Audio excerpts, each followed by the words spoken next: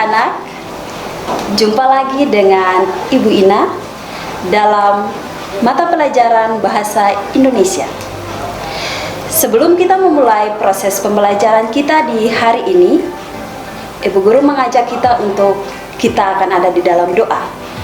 Untuk itu mari kita semua berdoa menurut agama dan keyakinan masing-masing. Berdoa mulai. Berdoa selesai. Iya. Anak-anak, dalam pertemuan kita hari ini, materi yang kita akan membahas yaitu tentang teks laporan percobaan. Dalam teks laporan percobaan, kita menemukan 3 kata, yaitu kata teks, kata laporan, dan kata percobaan.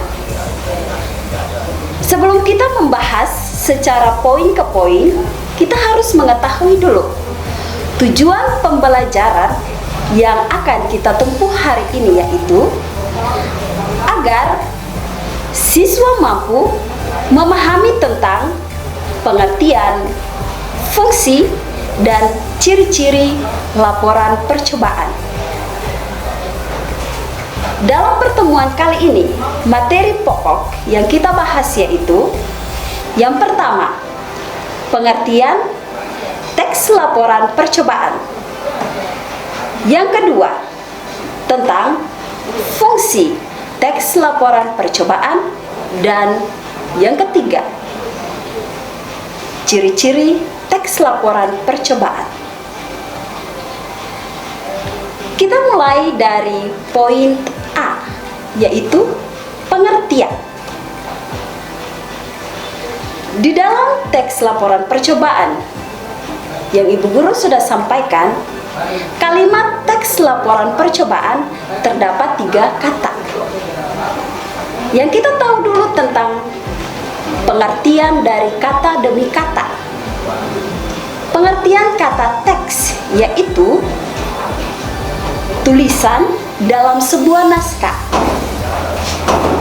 Sedangkan pengertian laporan menurut Kamus Besar Bahasa Indonesia atau biasa kita sebut dengan KBBI merupakan segala sesuatu yang dilaporkan. Jadi segala sesuatu yang Anda lakukan, Anda akan melaporkannya dalam berupa laporan. Tapi secara umum, laporan juga merupakan segala sesuatu yang disampaikan seseorang, baik berupa lisan atau tulisan, dan berisi kegiatan yang sudah dilakukan pada pihak yang meminta hasil kegiatan tersebut. Itu merupakan 2 pengertian dari laporan. Kembali lagi kepada pengertian percobaan, kata percobaan. Kalau menurut Kamus Besar Bahasa Indonesia atau KBBI, percobaan adalah usaha untuk mencoba sesuatu. Secara keseluruhan atau secara umum, percobaan merupakan suatu bentuk kegiatan penelitian untuk menguji atau membuktikan suatu teori. Nah, anak-anak, dari 2 pengertian, baik menurut Kamus Besar Bahasa Indonesia ataupun 2 pengertian umum tentang laporan dan percobaan tadi, maka kita menyimpulkan pengertian teks laporan percobaan. Kesimpulan pengertian teks laporan percobaan adalah bentuk teks atau tulisan yang dibuat oleh peneliti. Peneliti dalam hal ini yaitu secara individu, perorangan 1 orang, atau kolaborasi kelompok 2 orang atau lebih, yang tujuannya atau yang berfungsi untuk menyampaikan atau melaporkan hasil kegiatan percobaan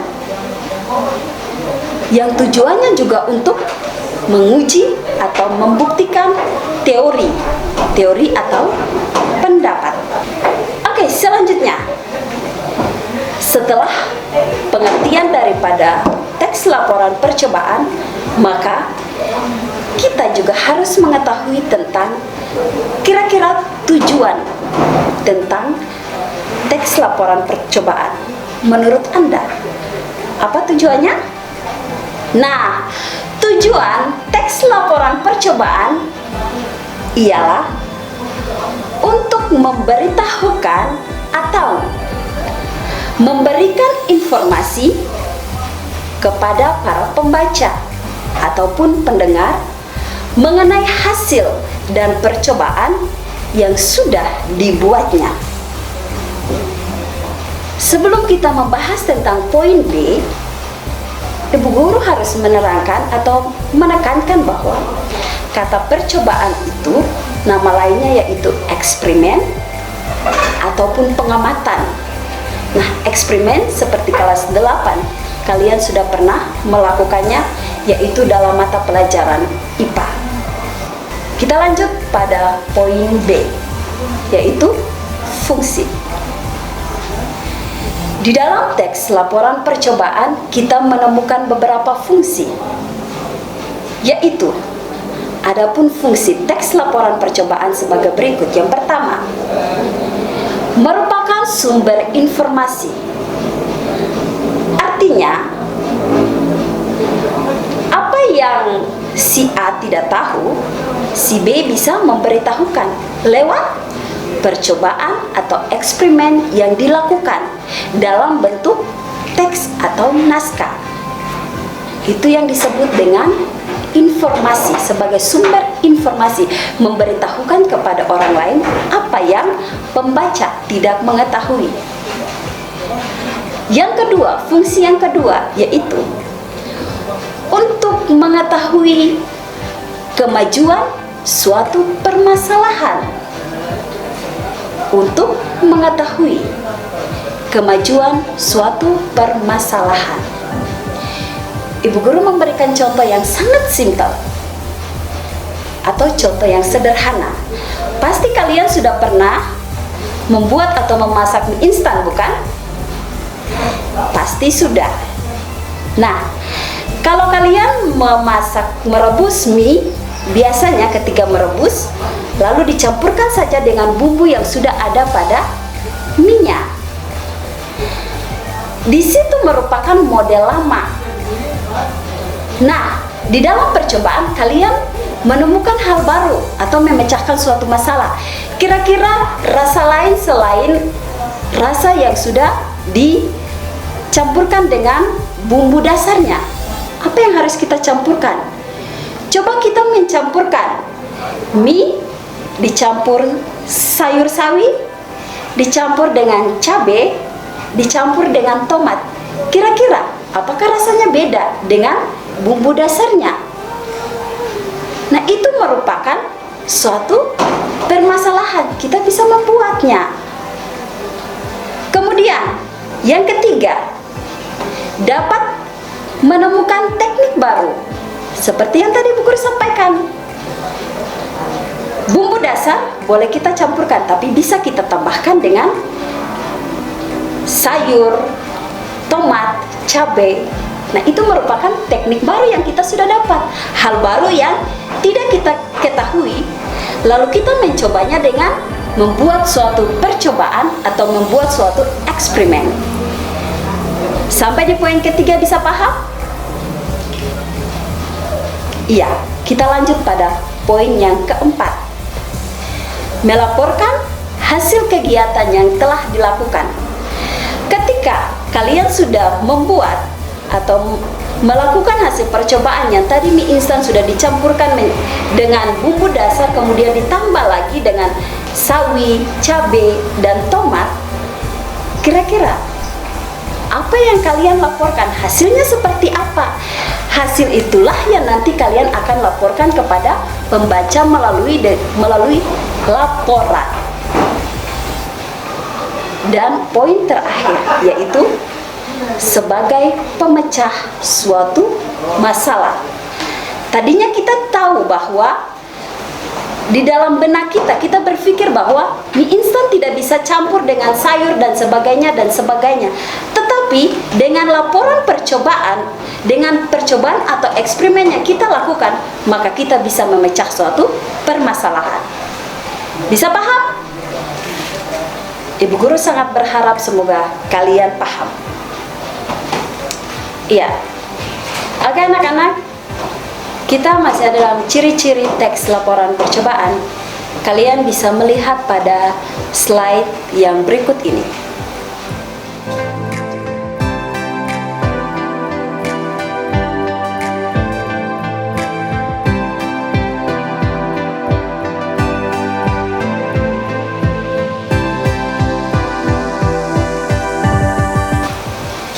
Jadi, ada beberapa ciri dari teks laporan percobaan. Yang pertama adalah melaporkan hasil dari percobaan. Yang tadi Ibu Guru sudah sampaikan, apa yang kalian buat, contoh laporannya atau contoh percobaannya, cara membuat telur bisa mengapung dan melayang. Nah, kalian membuat percobaan atau eksperimen tentang telur, dia bisa mengapung, lalu kalian mulai melaporkan hasil percobaan kepada pembaca.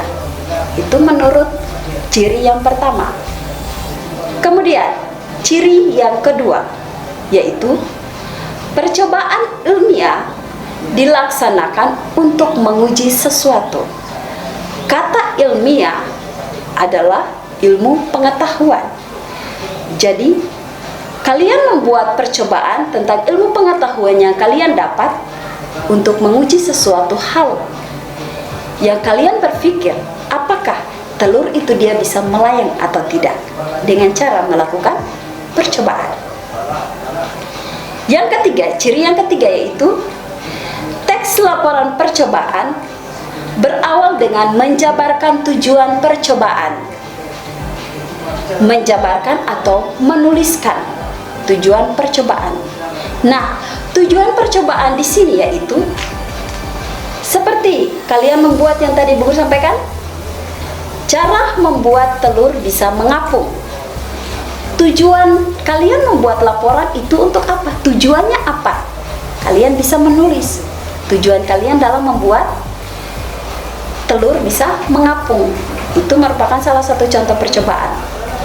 Kemudian, yang keempat, menjabarkan atau kalian menguraikan, menuliskan bahan dan alat yang dibutuhkan untuk melaksanakan percobaan.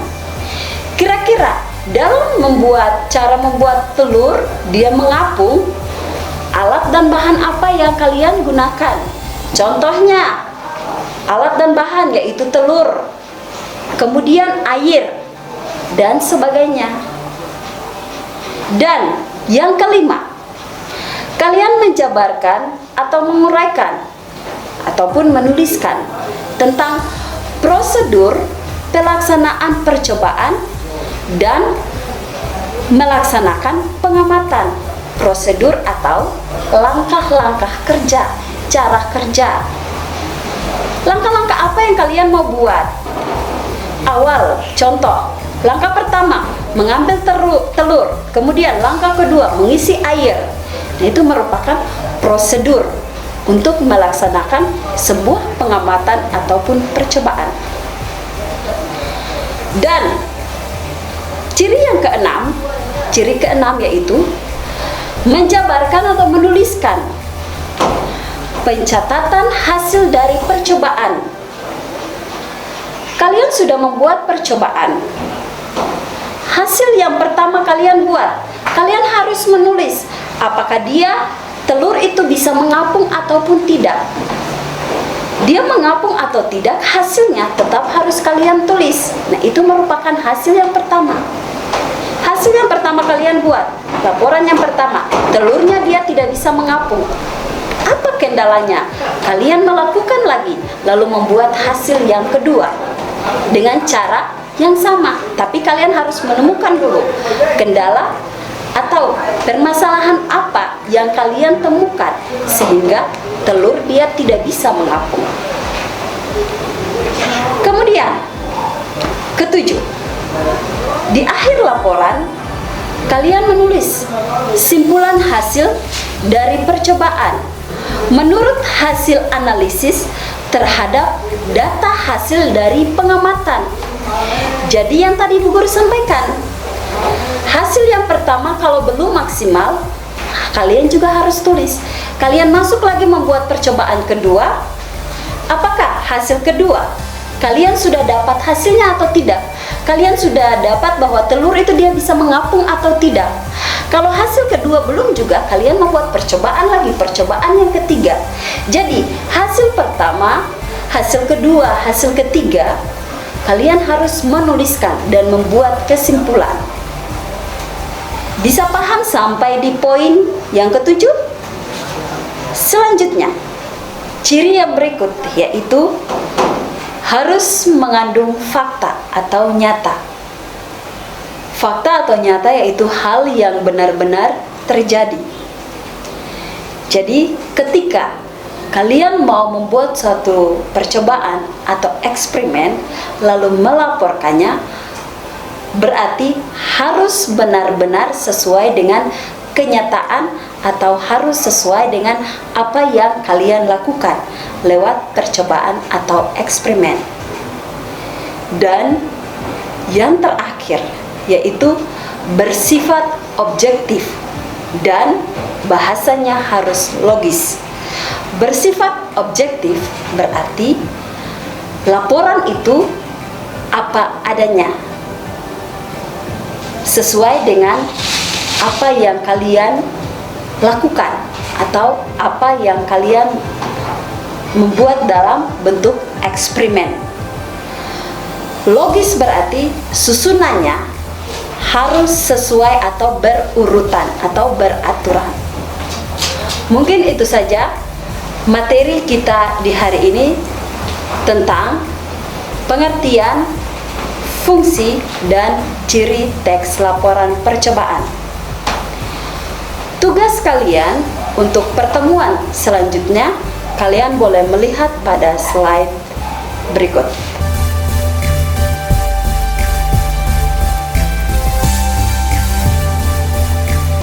Demikian pembelajaran kita di hari ini, dan kita berjumpa lagi pada pertemuan selanjutnya, dan masih tetap pada materi yang sama, yaitu teks laporan percobaan dan strukturnya.